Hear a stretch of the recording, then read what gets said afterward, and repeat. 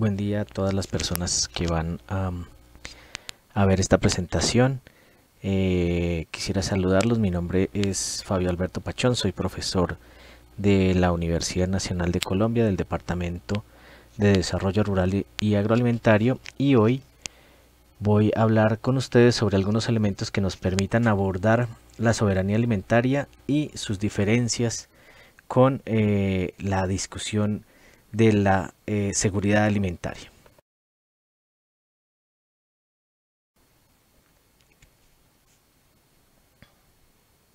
Para esto, entonces, les propongo que primero vamos a hacer un contexto histórico en el que vamos a discutir algunos de los enfoques que ha tenido el desarrollo rural para poder llegar a una discusión que tiene que ver con el enfoque político que tiene el desarrollo rural, que es la soberanía alimentaria, y finalmente hacer una comparación entre los modelos de seguridad alimentaria y soberanía alimentaria.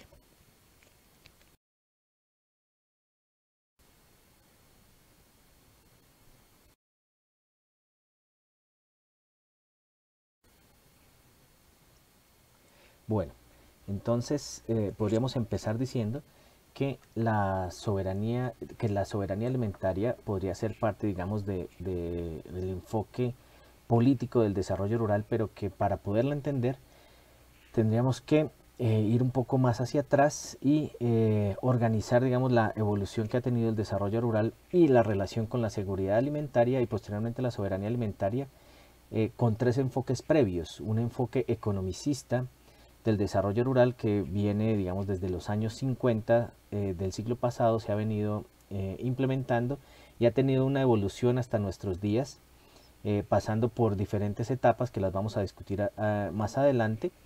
Un enfoque sociológico también del desarrollo rural, que tiene en cuenta un poco más a las personas que a su actividad económica, y allí estaría la cuestión agraria y pasando hasta el desarrollo a escala humana.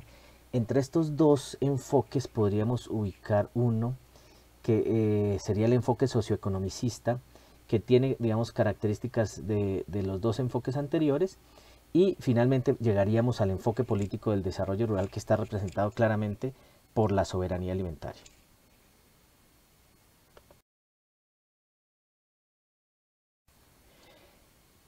Entonces, para empezar con ese enfoque economicista, tendríamos que hablar, digamos, de la evolución que ha tenido el mismo. Entonces, podríamos empezar con la modernización de propuesta desde los años 50, luego pasaríamos a cómo se implementó todo esto a través del estructuralismo, la fase neoliberal de ese modelo, de ese enfoque, posteriormente cómo evoluciona ese estructuralismo de los años 60 y 70 hacia un nuevo estructuralismo, y en lo que vamos ahora con el enfoque de desarrollo rural territorial.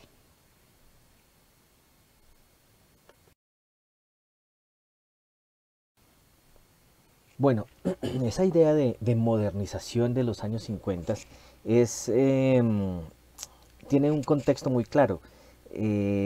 Había acabado la Segunda Guerra Mundial y había muchos lugares del mundo en donde se estaba pasando hambre. Entonces, la propuesta que existía por parte de las diferentes organizaciones multilaterales tipo Naciones Unidas y la FAO, que se crearon en esa época posguerra, era, bueno, ¿cómo vamos a solucionar el problema del hambre a nivel mundial? Y pues para eso teníamos que aumentar la producción.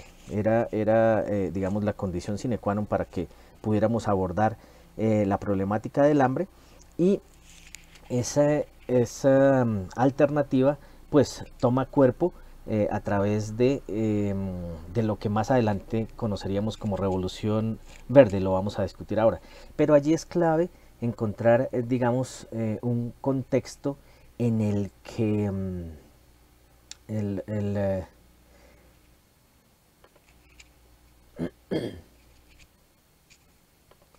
el campesino era entendido como ese habitante rural que era reacio al cambio, que no le gustaba utilizar nueva tecnología, que era alejado, digamos, de las formas modernas de productividad, y teníamos como un modelo dual donde estaba ese campesinado pobre, atrasado, y una agricultura más moderna, un poco más que usaba la tecnología, y esa era como el paradigma hacia donde teníamos que caminar todos. En ese sentido, entonces, el campesinado era un ser, entre comillas, indeseable, era un habitante que era necesario modernizar o eliminar para poder cumplir con esa idea de poder solucionar la problemática del hambre a nivel global.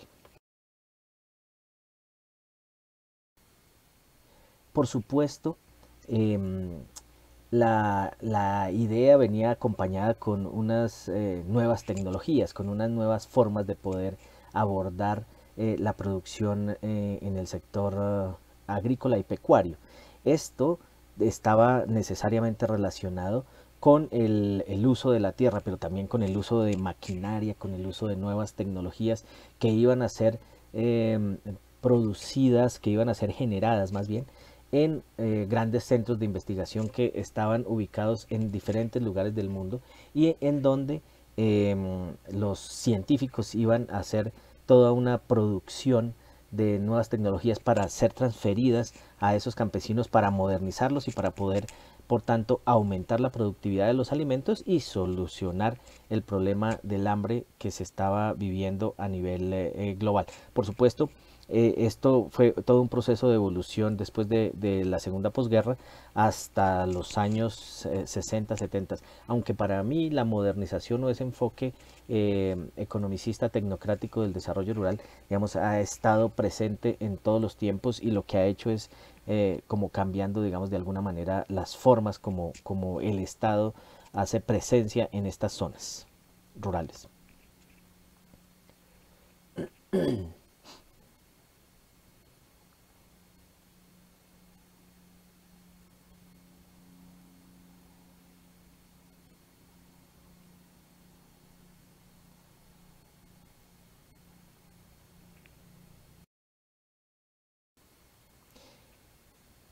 Claramente lo que estábamos viviendo era la Revolución Verde. Y así es como la conocemos todos. Entonces la Revolución Verde era esa idea de aumentar la productividad del sector agrícola y pecuario usando nuevas tecnologías, usando insumos químicos que habían y paquetes tecnológicos que habían sido diseñados, habían sido creados en grandes centros de investigación en donde existía toda la disponibilidad de recursos, de mano de obra, de laboratorios, etcétera, para poder cumplir con ese objetivo que era aumentar la productividad y poder llevarle esas nuevas tecnologías a, a los habitantes del campo, específicamente a los campesinos, para que ellos pudieran salir, digamos, de esa condición indigna que suponía el atraso y producciones no modernas y poco eficientes. Este modelo se llevó a cabo en prácticamente todo el mundo. La India es un ejemplo claro de lo que sucedió en términos de la Revolución Verde. Allí se aumentó la productividad del arroz, de varios cereales. En los Estados Unidos también pasó lo mismo, y en América Latina, casi en todos los países, se implementó el mismo modelo. Eh, ahora más adelante vamos a ver cómo esas ideas toman cuerpo ya en términos de una política, y vamos a analizar, digamos, el caso colombiano más en profundidad.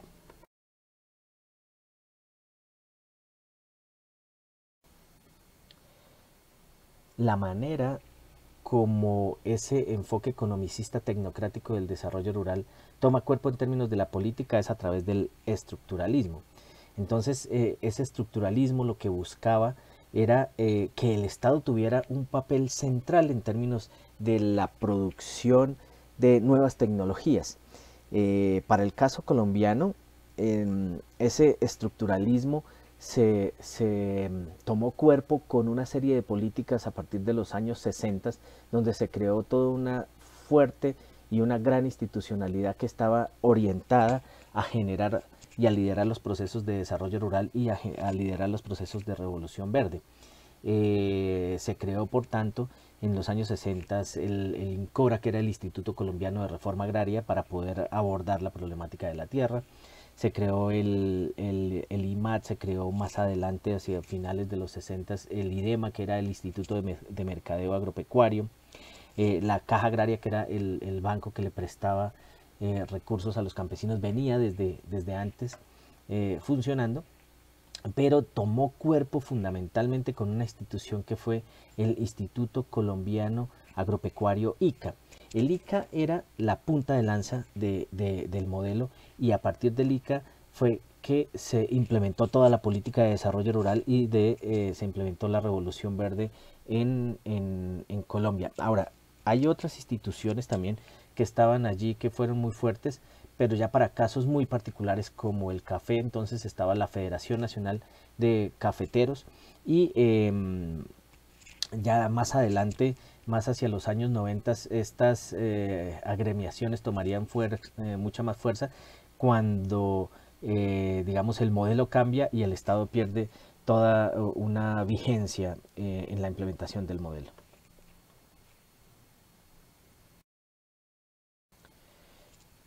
Entonces, como lo veníamos hablando, lo que buscaba el modelo era aumentar la productividad de todos los sectores presentes en la producción agrícola y pecuaria. El Instituto Colombiano Agropecuario ICA, como lo mencioné, fue la punta de lanza y fue una institución supremamente fuerte, muy grande a nivel nacional. Tenía sedes casi en todos los municipios del país, estaba organizado por regionales, y tenía centros de investigación como aquí cerca de Bogotá estaba Tibaitatá, en Boyacá estaba uno que se llama Surbatá, bajando hacia los llanos orientales en Villavicencio estaba La Libertad, etcétera. Había repartidos por todas las regiones del país, y en estos centros de investigación era donde se iba a hacer la, la, la generación de nuevas tecnologías que iban a ser transferidas a los campesinos y a los productores rurales para que ellos se modernizaran. Por supuesto, en este modelo estructuralista de industrialización por sustitución de importaciones, el sector rural era fundamental, y entonces eso explica que existieran toda esta andamiaje institucional en términos de nuevas instituciones que lideraran este proceso para poder generar una industrialización en las zonas urbanas, basado precisamente en la producción agrícola. Esto, sin lugar a dudas, era como el objetivo del proceso mismo, que el país se modernizara, que el país se industrializara a partir primero de la producción de comida. Esa comida o esos alimentos iban a ser exportados, y con esos alimentos que se exportaban se iban a eh, generar los dólares necesarios para industrializar el país. Eh, Definitivamente las zonas rurales eran cruciales para para la implementación de este modelo, porque no solamente iban a producir digamos, los alimentos, iban a generar también materias primas para estas industrias que estaban naciendo en la zona urbana, y también iban a generar pues mano de obra, pero también consumo para estos bienes que se estaban produciendo allí. Lo que uno puede decir con relación al trabajo que se dio es que se mejoró en la producción de algunos productos. El café es un ejemplo claro, y el café realmente podría ser un ejemplo de cómo un país como Colombia se pudo industrializar a partir de un solo cultivo. Eh, pero esto, digamos, estaba basado también en un mercado global que permitía que cada país tuviera unas cuotas de producción, y se le garantizaba, digamos, el precio. Eh, Esta producción en este caso particular del café, que sería el ejemplo, sirvió para industrializar gran parte del país y para que el país pudiera, digamos, tener una industria fuerte, una industria de transporte aéreo, una industria de transporte marítimo. También se pudiera invertir en construcción de vías, en construcción de escuelas, etcétera. También una industria bancaria relacionada con el café muy importante, pero quizás fue el único ejemplo eh, por resaltar, porque el resto de productos no alcanzó ese nivel, no alcanzó esa productividad, y por tanto el modelo allí en este sentido quedó como tambaleando.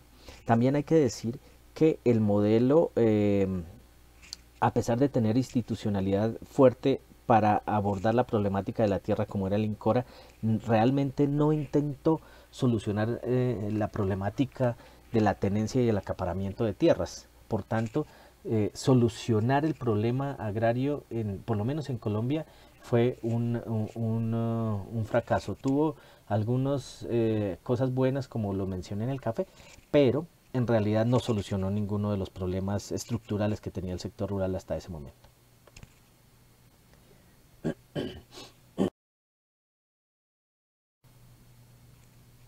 Pero como el Estado era el que lideraba todos estos procesos, pues el funcionamiento del aparato estatal era supremamente costoso, fue supremamente costoso. Y esto se sostenía a partir de préstamos, de créditos de la banca internacional. Y estos créditos y estos préstamos, al final del día, lo que generaron fue unos procesos muy fuertes de deuda externa que empezaron a afectar a todos los países de América Latina, pues para hablar únicamente del caso de América Latina. Y viene la crisis del modelo en los años 80, la crisis de la deuda externa, cuando México dice yo ya no puedo pagar la deuda, y entonces empiezan la implementación de los programas de ajuste estructural, y se empieza a salir de ese modelo, digamos, proteccionista, de un modelo en el que el Estado era fuerte, a pasar a uno que iba a ser completamente distinto.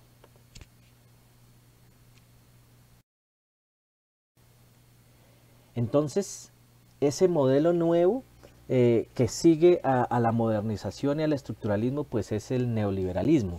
En ese modelo neoliberal, el Estado ya no era el central, ya no era el que lideraba el proceso de desarrollo como lo había hecho durante los 20 o 30 años anteriores en el modelo estructuralista.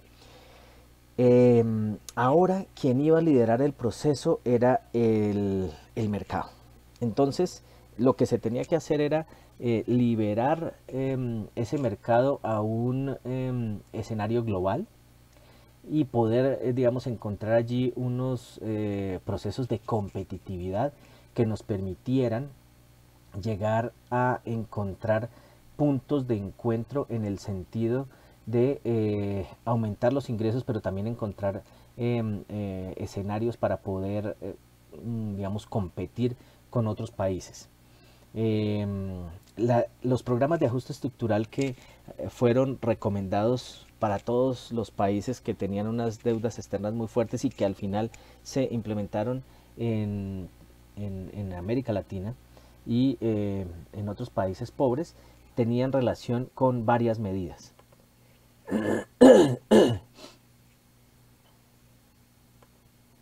Medidas de corte económico y político que se implementaron. Una de ellas era que ese aparato estatal tan grande, tan fuerte que se había creado en los años 60, pues tenía que empezar a desaparecer.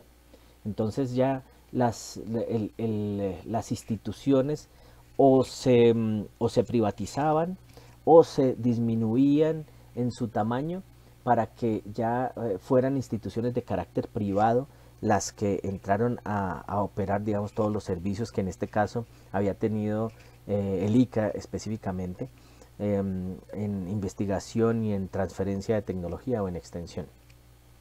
Allí es donde empiezan a coger fuerza también instituciones más de carácter privado que reciben transferencias para poder hacer procesos de investigación, pero muy puntuales para cada producto. Entonces está el banano, entonces viene Cenibanano, como lo mencioné, la Federación de Cafeteros ya existía, Cenicafé ya existía, pero allí tiene una mayor fortaleza. Para los paneleros entonces viene Fedepanela, que es la Federación Nacional de Paneleros, y así sucesivamente casi que por producto. Para los ganaderos también la Federación Nacional de Ganaderos.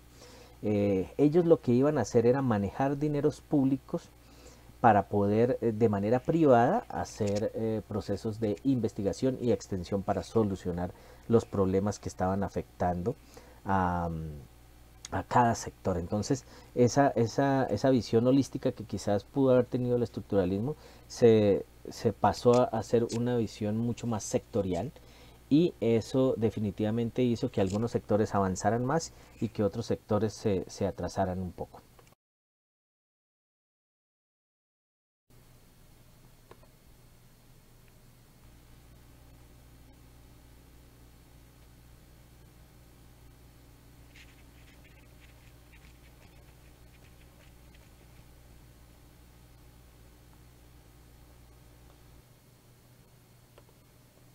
Aquí entonces, en el modelo neoliberal, pues entramos a una economía de mercado global. Y pues lo que tenemos que hacer es empezar a mirar cómo sobrevivimos y cómo vendemos pues todo lo que tenemos, y en lo que podríamos ser más fuertes. Eh, por tanto, esa economía, digamos, campesina, de pequeña escala, que había sido de alguna manera intentada modernizar en el modelo estructuralista, aquí en el modelo neoliberal ya tiene unas desventajas muy grandes, ya pierde toda la fuerza que podría tener anteriormente, y lo que se busca es que estos actores que producen más puedan llegar mejor a los mercados y poder vender, digamos, poder llegar a esos mercados de la mejor manera, independientemente de cómo se puedan llegar a ellos. Allí entonces, como lo mencioné anteriormente, el que lidera el proceso de desarrollo ya no es el Estado, sino es el mercado.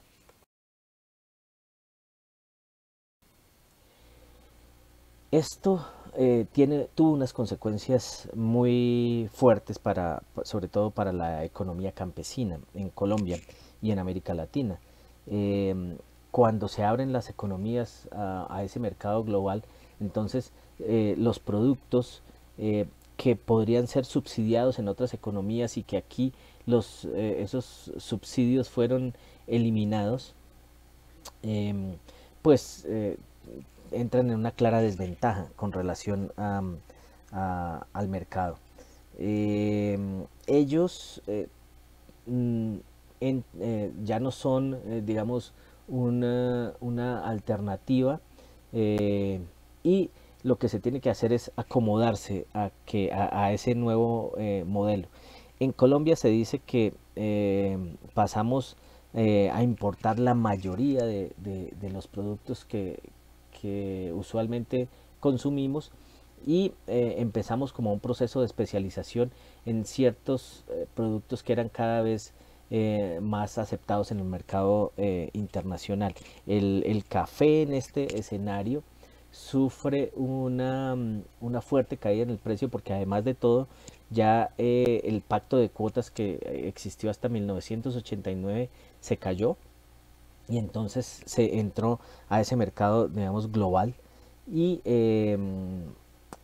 esa economía cafetera que fue tan fuerte, poco a poco entró en decadencia.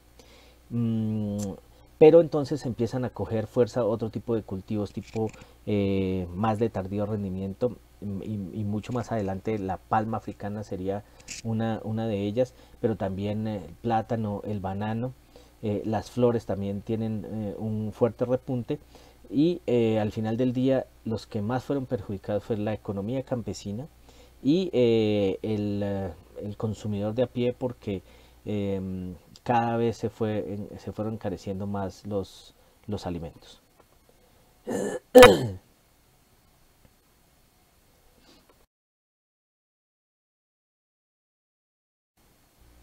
En medio de, de esta situación neoliberal, pues las propuestas estructuralistas de la CEPAL dicen, bueno, nosotros tenemos que responder ante lo que plantea el neoliberalismo.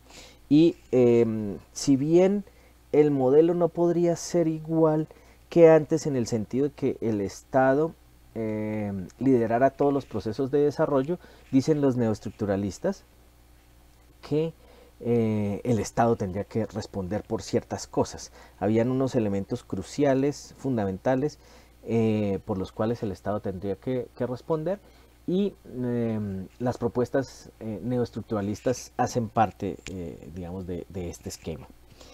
Em, pero también en esas propuestas neoestructuralistas se dice que se privilegia, tal cual como lo mencionaba el neoliberalismo, algunas ventajas que deberían aprovecharse para poder llegar mejor a los mercados. Eh, y se empieza a hablar, digamos, y a fortalecer lo que ya venía sucediendo desde el modelo neoliberal en términos de cuáles eran los productos fuertes que podrían ser llevados a un mercado internacional, y esos productos eran los que iban a ser privilegiados. Entonces, frutas tropicales, como mencioné, banano, plátano, el café nunca se olvidó, pero también otros cultivos más de tardío rendimiento, como la palma, y como, digamos, algunos forestales también podrían estar allí. Ya en años más recientes, ese modelo neoestructuralista, desde mi punto de vista, y puede ser sujeto a discusión, toma cuerpo en términos de las políticas públicas a través de algo que está muy de moda en Colombia desde hace unos años, que es el, eh, el desarrollo rural territorial, ese enfoque territorial del desarrollo rural. Y ha tenido cada vez más trascendencia, y ha sido más discutido al interior de nuestro país, después de que en el año 2012 el gobierno intentó hacer o empezó unas negociaciones con las Fuerzas Armadas Revolucionarias de Colombia, FARC, y firmaron un acuerdo. Dentro de ese acuerdo, el punto 1 que se firmó, que se llamó Reforma Rural Integral, fue tal vez el más importante, y esa reforma rural integral se basaba en el enfoque territorial del desarrollo rural. Lo que se ha visto en los últimos años es que a partir del 2015, cuando ya se empiezan a intentar implementar las medidas de la reforma rural integral, vuelve y se crea toda una institucionalidad para liderar procesos de desarrollo rural muy similar, casi idéntica a la que se había creado en los años 60 en el modelo estructuralista, pero con una, digamos, una visión diferente, porque ya, si bien son instituciones públicas, funcionan de una manera distinta. Funcionan con, ya no con un personal público, digamos, empleados públicos, sino todo funciona a partir de cooperación con otro tipo de instituciones privadas. Se contratan a las personas que van a trabajar a partir de una contratación diferente, que hace que la seguridad social de estos empleados sea distinta y no tengan tantas no privilegios, sino no tengan, digamos, lo básico que debería tener un empleado normal. Y eso que se había ganado por allá en los años, a principios de los años 90, con la nueva constitución en Colombia, que fue la descentralización, es decir, que cada territorio pudiera tomar sus propias decisiones. Lo que está sufriendo ahora, a partir del año 2015, y paradójicamente, es una recentralización, es decir, que es el Estado central el que vuelve a tomar un poco las decisiones, y nada de lo que suceda en los territorios, o la planeación más bien que se hace desde los territorios, está supeditada a lo que requiere, digamos, el Estado central. Entonces lo que hemos visto es que como que retrocedimos 60 años más o menos en términos de un modelo que es similar al estructuralista, pero con unas connotaciones de neoestructuralismo que dicen, bueno, el Estado tiene que responder por algunas cosas, ya no por todo, y toma cuerpo en ese enfoque territorial del desarrollo rural.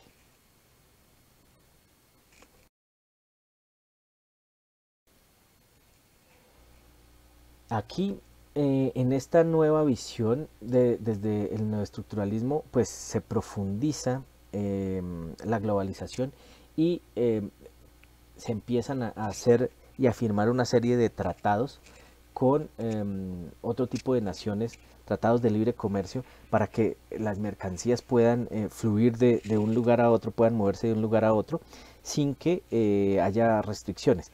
Pero la firma de muchos de estos tratados ha tenido una idea, digamos, desventajosa, por lo menos para Colombia, en el sentido en el que lo que se ha negociado fundamentalmente para el sector rural son las ayudas en frontera, o sea, los aranceles, la protección que puede existir en las fronteras, impuestos que existen allí para el cruce de mercancías, y no los subsidios internos o las ayudas internas, que en el caso colombiano no es mucho, pero si uno las compara con otras economías mucho más fuertes como las de los Estados Unidos, pueden ser 70 o 80 veces las ayudas que pueden existir aquí en comparación con Colombia. Ahora, esas ayudas internas que no se negociaron, para el caso colombiano, están específicamente orientadas a cierto tipo de cultivos con una vocación exportadora, fundamentalmente.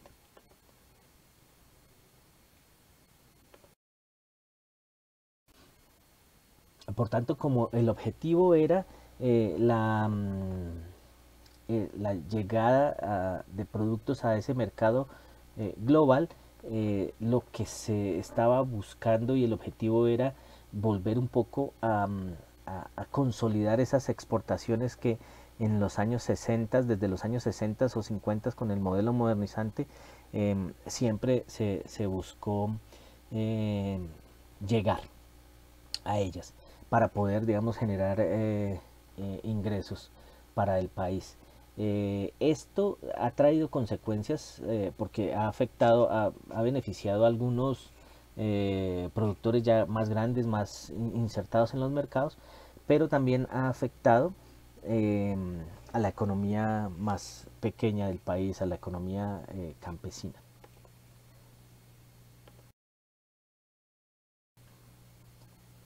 Y como se mencionó anteriormente, pues estamos en una etapa en la que los subsidios, las ayudas que reciben los productores de alimentos de los países de mayores ingresos es muy fuerte, y eso nunca se terminó de negociar, y esto evidentemente va en desmedro de las economías campesinas en los países que están en vía de desarrollo o los países de menores ingresos. Pues los subsidios que reciben los productores de alimentos en Europa, en Estados Unidos, son extremadamente altos en comparación con las pocas ayudas que se tienen en América Latina. Eh, es importante mencionar en este momento que eh, la, la manera como se ha intentado, digamos, lo que está detrás de la implementación de todo este modelo desde los años 50 hasta ahora ha sido el hambre, el abordaje de ese problema alimentario a nivel global, cómo poderlo solucionar. Y se ha intentado solucionar de diferentes maneras, aquí muy rápidamente yo las mencioné. La fase neoliberal de ese abordaje de la problemática del hambre a nivel global, desde mi punto de vista,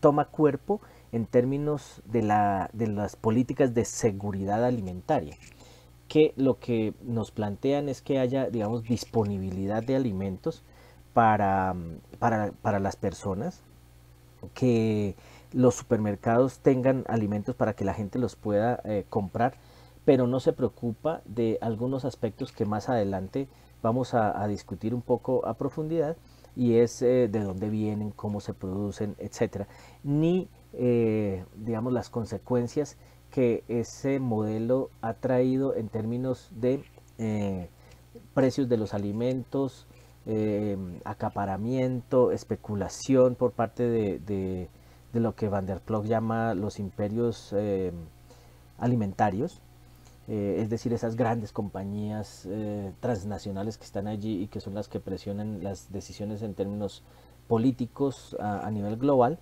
para que se implemente el modelo que los beneficia a ellos, y los problemas que genera, por un lado, cuando aumentan cada vez más el número de hambrientos en el mundo, pero paradójicamente el número de personas que están sufriendo de otra enfermedad, que es la obesidad, también va en aumento, y eso simplemente está relacionado con la posibilidad de que la gente tiene para comprar los alimentos. Entonces, podríamos decir que una de cada 9 personas en el mundo sufre de hambre, pero por el otro lado, una de cada 8 personas en el mundo sufre de obesidad. O sea, el modelo es una cosa que en términos del problema alimentario es muy paradójico, las consecuencias que ha tenido.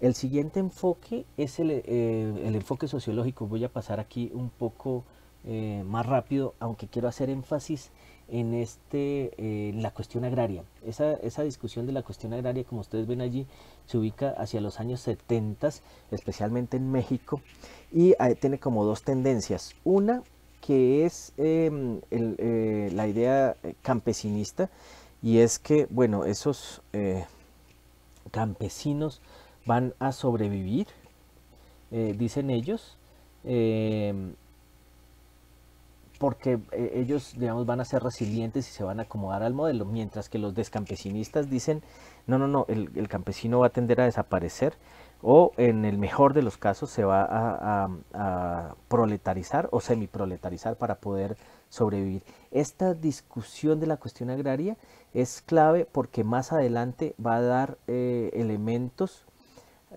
para el nacimiento de la vía campesina y el movimiento campesino a nivel global.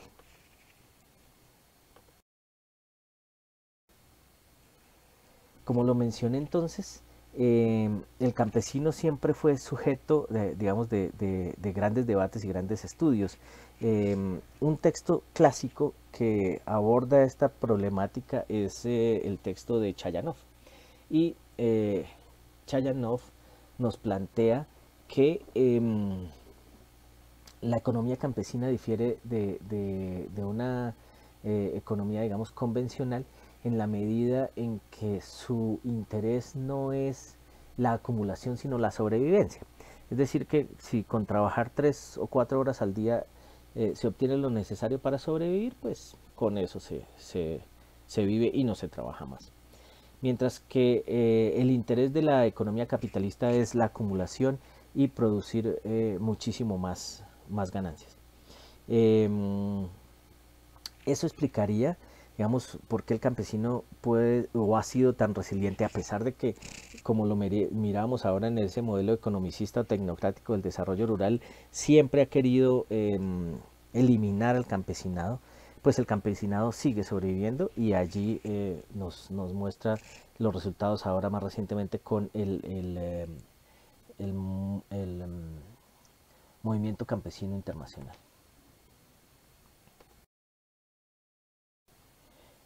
Por otro lado, entonces, están aquellos que dicen que no, que el campesinado va a desaparecer porque el modelo los va a hacer que salgan, se retiren de sus tierras y que pues dejen de producir. Se van a ir a trabajar a una industria urbana, se van a proletarizar o semiproletarizar, incluso trabajando también en muchos lugares rurales, pero vendiendo ya más su mano de obra y no trabajando para el beneficio de su propia familia.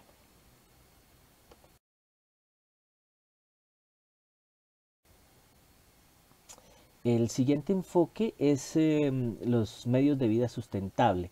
Este enfoque es bien interesante porque, digamos, tiene una evolución desde los años 70 hasta los 90, que es cuando más fuerza toma. Los medios de vida sustentable nos plantea que existen diferentes maneras de sobrevivir, digamos, para el campesinado. Y esas maneras están relacionadas con los diferentes capitales que tiene el campesinado y que los mezcla de alguna manera para poder sobrevivir. El capital social, natural, el humano, el financiero y el físico. Cómo busca, digamos, de allí las maneras para mezclarlo para poder mejorar su calidad de vida. Este tiene una evolución también importante, aunque en el centro de la discusión pone a, a, a los campesinos y no necesariamente a su actividad económica. Sí dice que es importante para que sean digamos, considerados como habitantes rurales que estén relacionados con la producción de alimentos.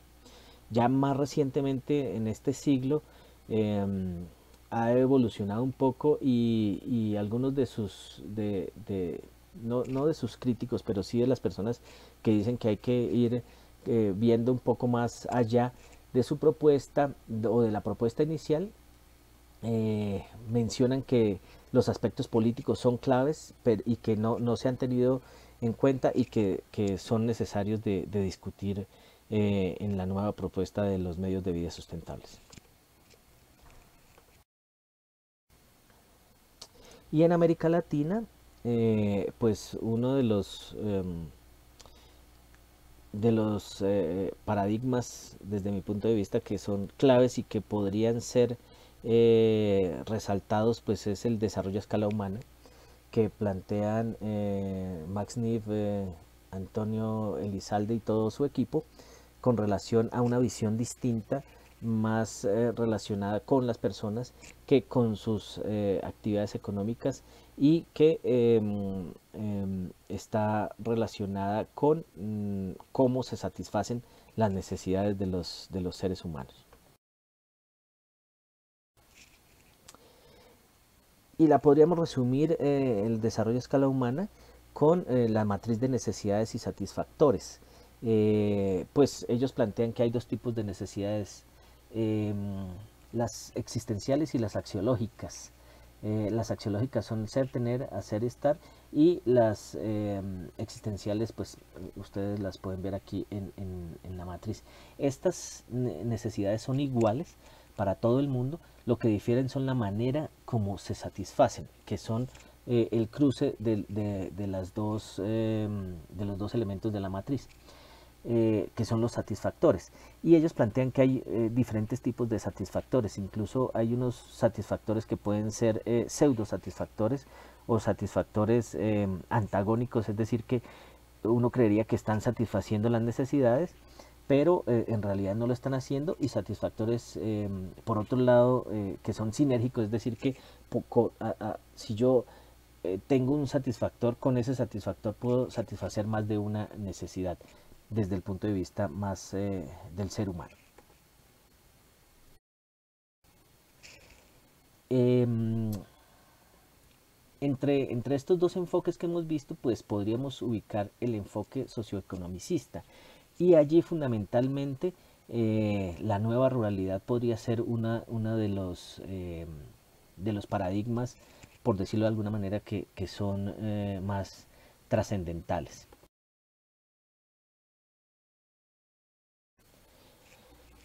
Para la nueva ruralidad, digamos, es importante mencionar dos elementos que son claves, y es que las zonas rurales no sirven únicamente para producir alimentos, sino allí se pueden hacer muchas cosas más. Es decir, son, ellos nos hablan de la multifuncionalidad y la pluriactividad de las zonas rurales. Entonces, también nos da, digamos, una visión diferente de lo que es el sector rural. Eso para unos. Para otras personas que analizan la nueva ruralidad, dicen, no, esa vaina de la nueva ruralidad, eso no es un enfoque nuevo. Dentro de ellos está Cristóbal Key o César Ramírez. Ellos dicen, o César Ramírez, por ejemplo, dice que la nueva ruralidad no es más sino la caracterización de las consecuencias de la implementación del modelo neoliberal en el sector rural. Y es clave esta parte en la medida en que, por ejemplo, para el caso de México, la nueva ruralidad dice que los habitantes rurales tienen que diversificar sus actividades, tienen que hacer otro tipo de cosas para poder sobrevivir, y lo ejemplifican con cómo la gente de las zonas rurales desde siempre, pero fundamentalmente después de la implementación del modelo neoliberal y en México específicamente después de la firma del NAFTA, eh, está sobreviviendo fundamentalmente de las remesas que reciben de aquellas personas que emigraron a otros países, fundamentalmente Estados Unidos y Canadá, y ya se ha perdido, digamos, gran parte de la producción agrícola y pecuaria que se daba en estos países.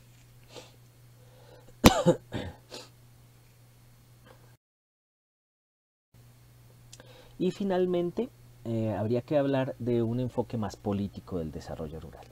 Y ese enfoque político, desde mi punto de vista, eh, toma cuerpo con la propuesta de soberanía alimentaria.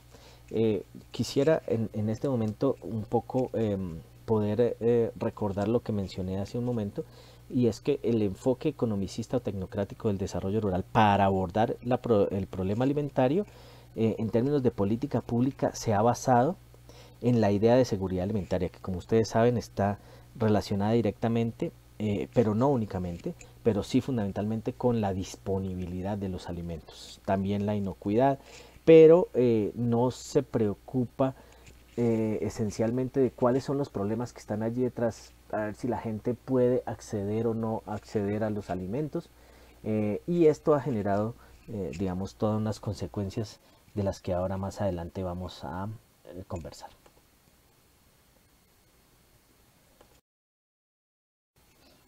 Bueno, la soberanía alimentaria nace de ese movimiento campesino internacional, esos campesinos que habíamos intentado aquí en esta historia eliminar desde los años 50, pues cada vez fueron más resilientes, y esa discusión de la cuestión agraria de los 70 toma fuerza ahora, en esta parte de la historia, cuando ese movimiento campesino que había estado aletargado toma cuerpo, toma fuerza, y dice, bueno, nosotros estamos aquí y nosotros vamos a luchar por nuestros derechos, que es lo esencial en la soberanía alimentaria, y esencialmente empiezan a hablarse de esto desde 1995, y es algo que está relacionado con las políticas que estaba planteando la Organización Mundial del Comercio, esencialmente en la ronda de Uruguay, y con el tratado agrícola que se firmó allí. Organizaciones campesinas, no únicamente la Vía Campesina, pero muchas otras organizaciones, eh, y hacen parte de este modelo, de esta propuesta contrahegemónica, y ya en 1996 el concepto y la discusión de la soberanía alimentaria empieza a tomar más cuerpo en la Cumbre de la Alimentación de Roma, donde dicen, bueno, aquí nosotros somos los campesinos, somos los que estamos produciendo gran parte de la comida a nivel global, y necesitamos que nuestros derechos también sean respetados, y necesitamos que seamos valorados y que seamos tenidos en cuenta también en la toma de decisiones. Hay varios países que han tomado la soberanía alimentaria como una idea para que haga parte de sus políticas públicas, incluso de sus constituciones.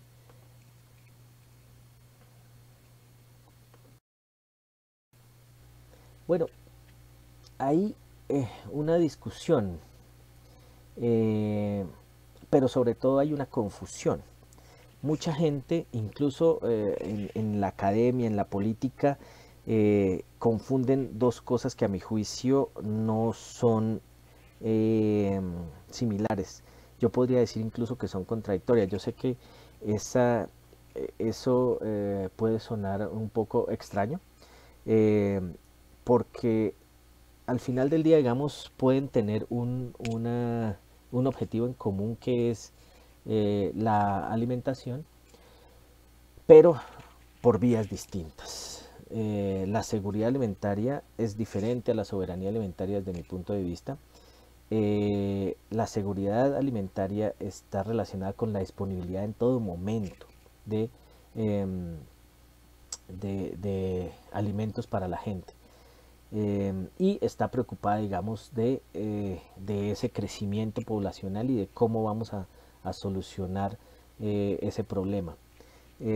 Y allí hay aspectos que son claves. Y dicen, bueno, es que nosotros necesitamos aumentar la productividad de alimentos en un 50% para 2030, porque necesitamos atender la demanda, sobre todo para poder alimentar a más de 9.000 millones de personas que vamos a vivir en el planeta Tierra en el año 2050. Entonces, en el fondo es un problema de producción para generar, digamos, disponibilidad de alimentos. Ahora, si ese es el contexto, pues entonces toda la lógica que habíamos venido viendo desde los años 50 pues es válida. Y podemos decir, claro, pues allí lo que tenemos que hacer es aumentar la productividad y entonces utilicemos insumos, utilicemos nuevas tecnologías, que así es como vamos a solucionar el problema. Pero realmente eso ha servido, esa propuesta desde que ha sido implementada hace más de 60, 70 años, ¿ha solucionado el problema del hambre? Es la pregunta central aquí.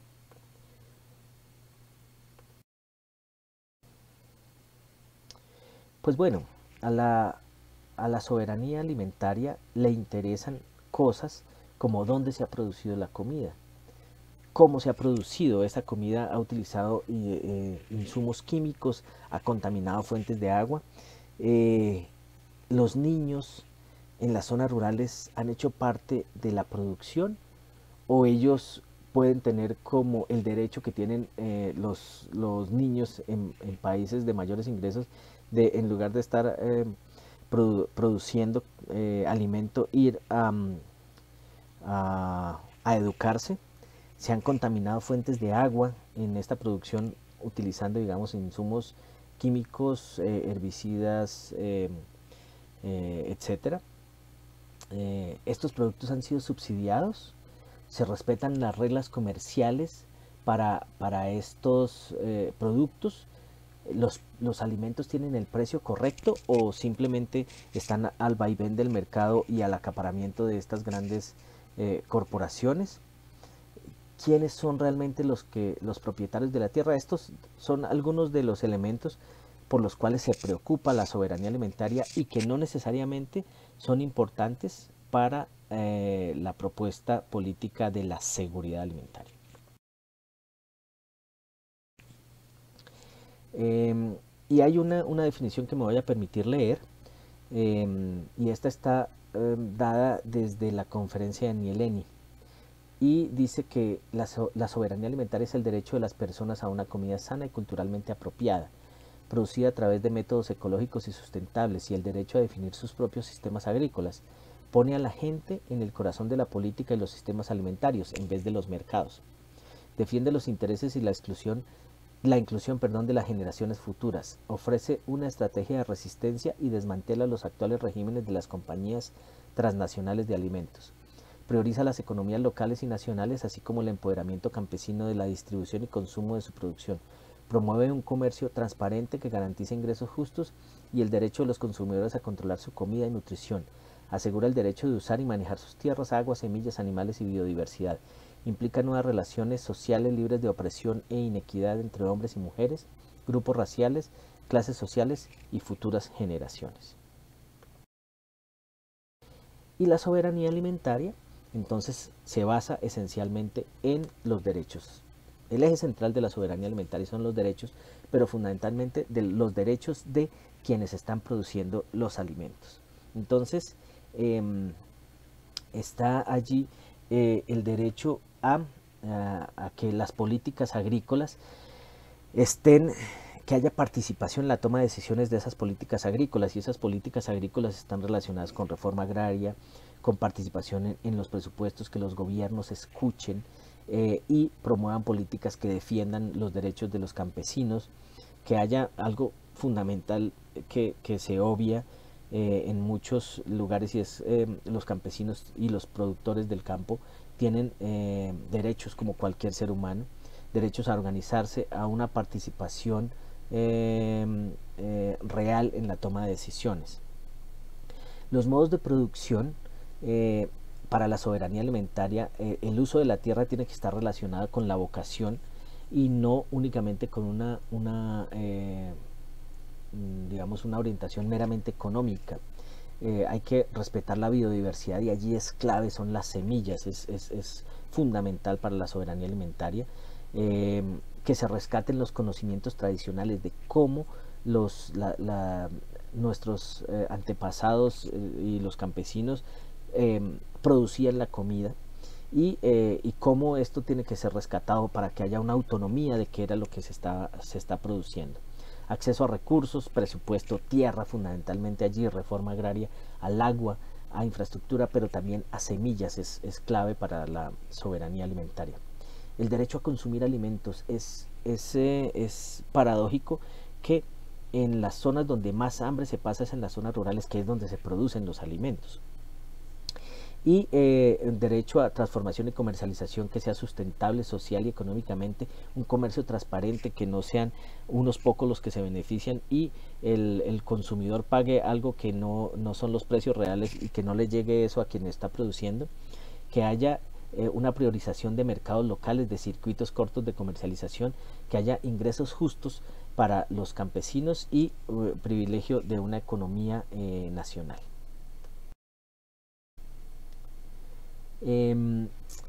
Aquí ustedes pueden ver, y voy a mostrar esto un poco rápido, es una comparación, digamos, entre los dos modelos.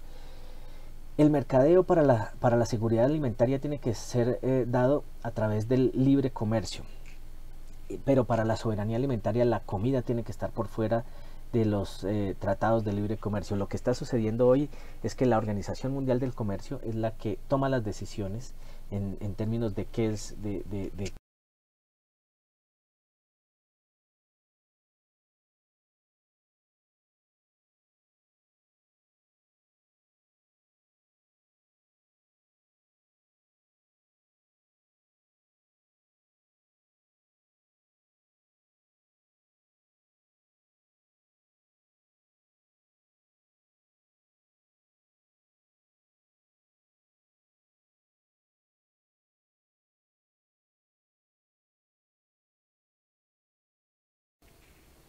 el hambre para seguridad alimentaria es debido a la ineficiencia, o sea, necesitamos producir más y más. Pero para la soberanía alimentaria es debido al acceso y a la distribución. Y allí, por supuesto, está relacionado con quiénes son los que más consumen los alimentos, y pues se está generando problemas que están relacionados con la obesidad.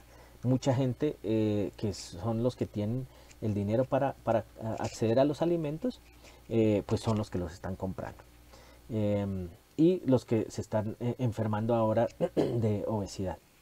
Aquí yo tenía unos datos con relación a la concentración de la tierra y procesos de reforma agraria en Colombia, que pues como ustedes saben es uno de los países con mayor inequidad en términos de la distribución de la tierra. Las semillas son esenciales para la soberanía alimentaria, porque es que allí es donde está la base de la vida. Y tenemos que recuperarla y dársela a los campesinos para que la usen y la conserven ellos mismos. El cambio climático para la seguridad alimentaria es un problema, pero el movimiento campesino plantea que desde las prácticas tradicionales de producción puede estar la solución a muchos de los problemas o mitigar los problemas del cambio climático.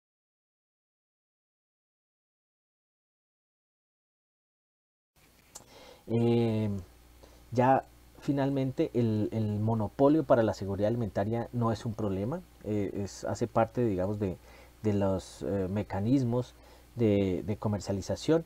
Los organismos genéticamente modificados son peligrosos para la salud del medio ambiente, pero para la seguridad alimentaria son como el futuro. La tecnología está relacionada para seguridad alimentaria con los monocultivos. Los campesinos vuelven y se entienden como aquellos atrasados, pero para soberanía alimentaria son el centro de desarrollo. Eh, y como ustedes ven, estamos hablando de un modelo alternativo, un modelo más con un enfoque político hacia el desarrollo rural, más que al desarrollo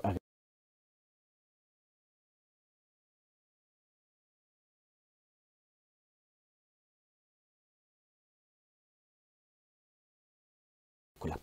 Eh, yo entiendo que ahí esto puede generar, digamos, una gran discusión.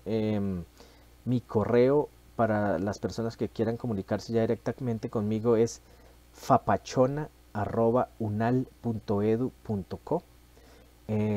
Allí estaré dispuesto a resolver cualquiera de sus dudas. Muchas gracias por su atención.